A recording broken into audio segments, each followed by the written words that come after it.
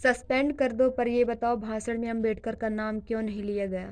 पहले बाबासाहेबांचं नाव आहे तो संविधानाला कारणीभूत आहे, त्याला तुम्ही संपवायला निघालाय. पालकमंत्र्यांची फार्मसी ठीक आहे मॅडम, माफी मागणार नाही, पण पालकमंत्र्यांची उपद्रव घ्यावी.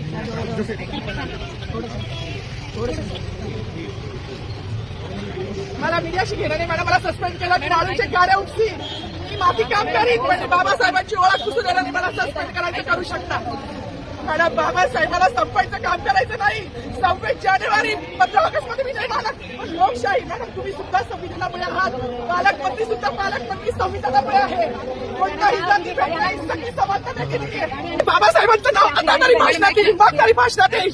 ज्या लोक संविधानाला लोकशाहीला कारणीभूत आहेत त्यांची नावं वारंवार घेतली गेली, मग तो संविधानाला कारणीभूत आहे तो प्रजासत्ताक दिनाचा जो मानकरी आहे त्याचं नाव भाषणात का नाही? 100 साल भरे बन जीने से अच्छा एक दिन शेर बन जाओ।